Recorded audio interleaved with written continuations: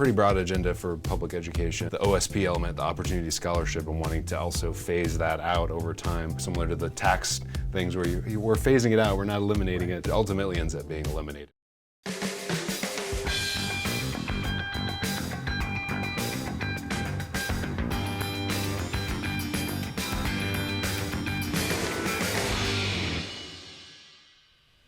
Hello and welcome to the Debrief, Carolina Journal's weekly recap of major developments in North Carolina politics and public policy.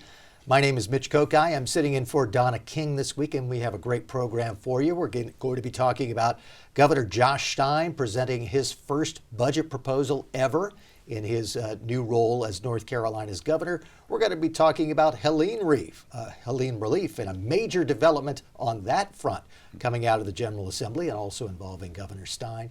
We'll be talking about some major pieces of education legislation as well moving through the General Assembly. Before we get to that, though, we want to remind you to like and subscribe and do all those other things that you do with programs that you like when you see them on YouTube and social media. And if you have comments about the program, we would love to hear them. Go ahead and comment as you're watching. Tell us what you like or don't like about this program, what you'd like to see us cover in future editions of the Debrief. Well, now with all of that said, let's go ahead and introduce who is joining me this time, our expert panelists. We have Brianna Kramer, who is the legislative reporter for Carolina Journal, and we have David Bass, who covers education issues for Carolina Journal. Lots of things happening on all of those fronts. First of all, we're going to start with some things that both of you have been focusing on, dealing with the state budget. We know that the state budget process in North Carolina always starts with the governor and a governor's budget plan. Governor Josh Stein, newly into this job, he had his State of the State address, and about a week later, which is not surprising, comes out with his official budget plan. He's talking about nearly $68 billion in general fund spending over the course of 2 years, 33 to 34 per year. He's emphasizing higher teacher pay, some state employee pay raises that are smaller than what he's proposing for teachers and principals, a school bond, free community college, higher pay for law enforcement officers, a lot of emphasis on education. So I want to turn first to David. What do you make of what Governor Stein is talking about with teacher pay and a school bond? Yeah, it was really interesting. Obviously, a lot of it focused on the funding public education side of things. He also had a little bit of a shot in there against school choice and opportunity scholarships without specifically mentioning it. But I think the idea was to maybe divert some of the funding from those school choice efforts more toward these other items. Yeah, mentioning there was the $4 billion bond for school construction, which would be, it's been a few years since we saw something like that. A lot of these bonds obviously are passed locally for school construction, but he was making a big push for that. On teacher pay, a little over a 10%, I think, average raise across the board for teachers. And I think the starting pay would go up by about $10,000 over a couple of years. And restoring the master's pay idea as well there, which is not uncommon ideas that you would see in these types of budgets, also from Cooper, of course. So yeah, it was a pretty broad agenda for public education, and again, though, him mentioning specifically kind of the OSP element, the Opportunity Scholarship, and wanting to also phase that out over time, I guess, which we'll talk about a little bit later, similar to the tax things where we're phasing it out, we're not eliminating it. It's kind of it ultimately ends up being eliminated. So very different agenda there from what the Republican legislatures had. Yeah, so a lot of priorities, including some new spending items. And one of the things, Brianna, that he's talking about is to help pay for this. He does talk about restoring some old tax credits that used to be in past legislation, but also freezing the tax rates where they are for the individual income tax rate, the corporate tax rate.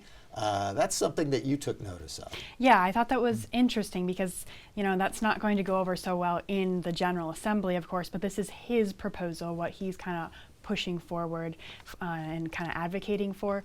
So he did propose freezing the corporate and personal income tax rates at where they are. So really what that would be doing is giving us a tax hike, like we mentioned before, because the tax rate for personal income tax right now is at 4.25%, but that is scheduled to go down at the start of next year to 3.99%. So the General Assembly has passed a law that is scheduled to make that go down even more. And so what he's trying to do is prevent that decrease from happening next year.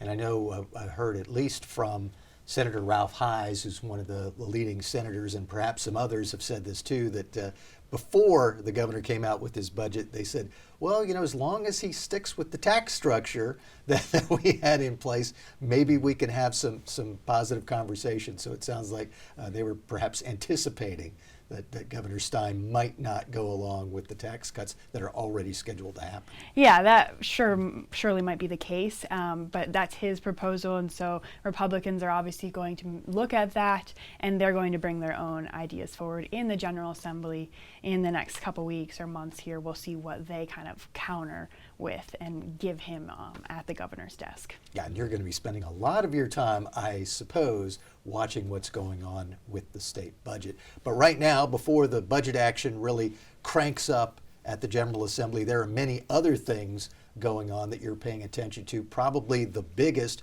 for people who've been following this very closely is Helene relief. We've seen this Helene relief Part 1 bill that's been proposed, and now this week finalized, and after the final vote, wasn't too long before the governor signed it. Yeah, it all happened really quickly this week. Now, it has taken over a month for negotiations to go back and forth between the House and Senate. But this week, both chambers did their final votes and approval of this disaster relief bill, Part 1, as you noted. And then it went to the governor's desk, and he signed it on Thursday morning today. And so that is now enacted into law, and that's going to provide over $500 million more dollars for Western North Carolina for the recovery process, and that now brings total aid from the state to $1.4 billion. You've spent a lot of your time at the General Assembly. It seems like the Helene-related issues have been taking up a lot of the oxygen. Even though they're dealing with other bills, this really has been the high priority. Yeah, it has been, and they've said that over and over again, both the governor and the General Assembly, that this is their number one priority, is making sure to help the residents of Western North Carolina. So they've been working on this bill. I think it took longer than anticipated, especially what Josh Stein had mentioned previously, and so it's finally happened, enacted, and it's Part 1. So we expect more recovery to be introduced in the months ahead. Another big act another big piece of legislation you've been focusing on is this new REINS Act. Tell us about that. Yeah, so that was just introduced, I believe, last week, and then it passed a committee this week, and it's going forward in the House right now. Representative Alan Chesser is one of the lead sponsors on it, and really the whole point of the REINS Act is to rein in the government, the executive branch in North Carolina, trying to put some checks and balances in place on regulations and rules that come out of offices in the Council of States. So really it's made up of 5 Republicans and 5 Democrats, the Council of State seats. So Republicans say this isn't targeting one side or the other. We just want to rein in on their spending, basically, when it comes to over-regulating. So really what this would do is allow the General Assembly to approve any regulation that's going to have an economic impact at over $1 million in a year. So it's giving them a little bit more power over the executive branch to kind of hold back anything that might have a severe consequence on all North Carolinians, and kind of bypassing the state legislators and elected officials. Yeah, I think some people would say this is the legislature reclaiming what is really a legislative authority and prerogative, that they have given regulators the opportunity to make regulations, but if they're going to be costly, then it should be something that's handled by the General Assembly rather than by bureaucrats. It'll be interesting to see where that legislation goes. If you have any thoughts or comments about the REINS Act or Helene relief and where that needs to go, or the budget, we'd love to hear from you. Go ahead and put some comments as you're watching the debrief. Let's turn now to some of the education-related bills. We've already talked about the governor's proposal. There have been some other things that have been happening on the education front, David. Yeah, this week and past weeks, interesting on the topic of DEI, diversity, equity, and inclusion. Obviously, a big topic right now with the general election results last year, kind of a little bit of a turning of the tide on DEI concepts after they just arose after 2020 and had adoption universally in a lot of corporations and in government. There's been a little bit of a step back from that now, and I think in line with some of that, Republican lawmakers had introduced a bill that would basically ban some of these DEI concepts in K-12 public education in the classroom from being presented.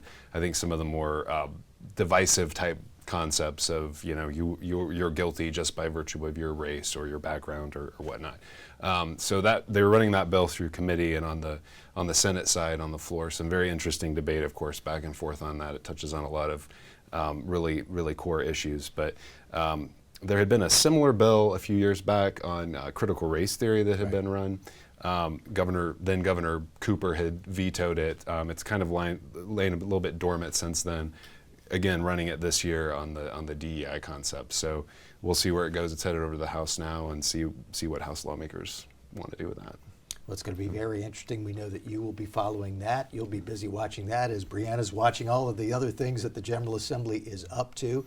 And you should know that the Debrief will be focusing on all of these major issues in the weeks and months to come. We definitely would like to have you like and subscribe to this program. Tell us what you like and don't like about it as well. We know that you could count on us to be here every week to be discussing what's happening as the General Assembly deals with all of these important issues. On behalf of Brianna Kramer, David Bass, I'm Mitch Kokai. Thanks once again for joining us on The Debrief.